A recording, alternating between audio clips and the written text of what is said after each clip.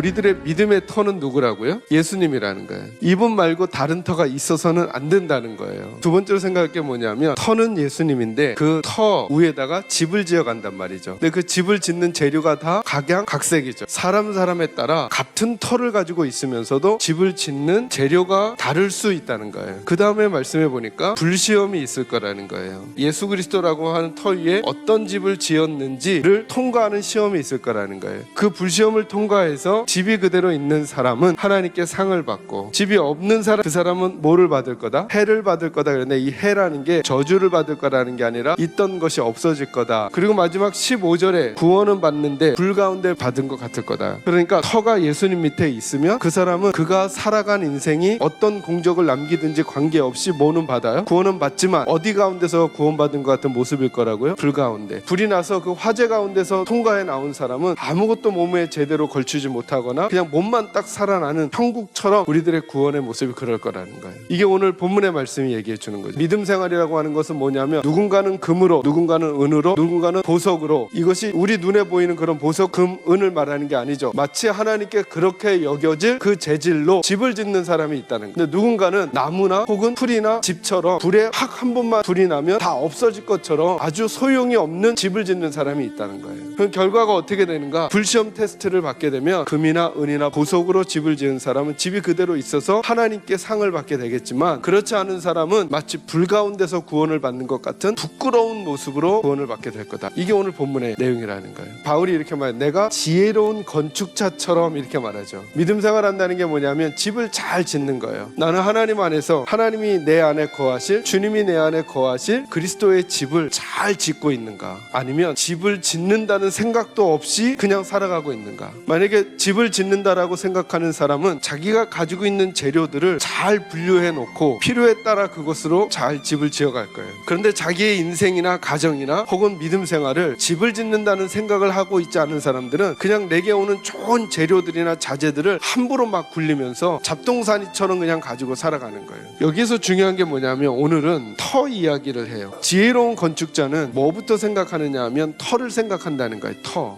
내가 무엇을 했느냐, 예, 문제가 아니라 더 중요한 건 뭐냐면 내가 그것을 행한 내 터가 뭐냐는 거예요. 터가. 그래서 바울과 예수님은 동일하게 얘기하시는 거죠. 우리들이 지혜로운 건축자가 되어 믿음의 집을 지어가고 개인 안에, 교회 안에 하나님이 거하실 성전을 우리가 우리로 지어갈 때 제일 먼저 늘 점검해야 되는 게 뭐냐면 내 터가 어디에 있느냐는 거예요. 그 터가 누구라고요? 예수님이에요. 절대 예수님을 놓치면 안 된다는 거예요. 근데 예수님께서는 그 말을 어떻게 또 설명하셨냐면, 그러면 반석 위에 집을 짓는 건 뭐냐를 설명할 때 예수님이 이렇게 설명하죠. 반석 위에 집을 지은 사람은 어떤 사람 같다고요? 지혜로운 사람이라는 거예요. 저는 여러분들이 지혜로운 사람이 되시길 바랍니다. 예수님이 어떤 사람이 지혜로운 사람이라고요? 반석 위에 집을 짓는 사람인데 어떻게 해야 반석 위에 집을 짓는 거라고요? 예수님 말을 듣고 예수님의 말씀대로 행하는 사람, 순종. 누가 하라고 하는 것, 하나님이 하라고 하는 것. 누가 하지 말라고 하는 것, 하나님이 하지 말라고 하는 것. 누구의 뜻에 달렸어요? 하나님의 뜻. 그러니까 우리가 누구의 뜻을 잘 알아야 되겠어요. 하나님의 뜻을 잘 모르면 그 뜻을 안다는 게 요 터잖아요. 터가 바르지 않으면 우리가 무엇인가를 행한다고 할 때조차도 그것이 하나님 앞에 옳은 일인지 장담할 수 없단 말이에요.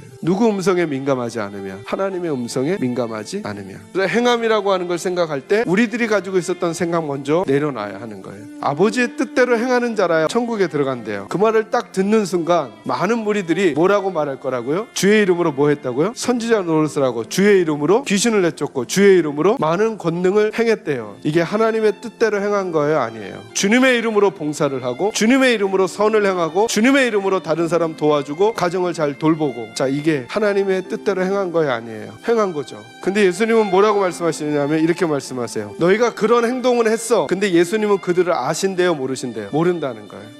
우리는 자꾸 이렇게 얘기하죠. 내가 주님의 이름으로 봉사했다고. 근데 난 널 모르겠다니까. 이렇게 지금 말하는 거예요. 그를 모르겠다는 건 그는 누구에게 속한 사람이 아니라는 거예요. 주님께 속한 사람이 아니었다는 거죠. 그들이 주의 이름으로 언급을 했지만 그들은 뭘 근거하고 있냐면 자기가 행한 행동을 근거하고 있는 거죠. 그러나 천국에 들어갈 수 있는 오직 유일한 법은 하나밖에 없어요. 예수님밖에 없어요.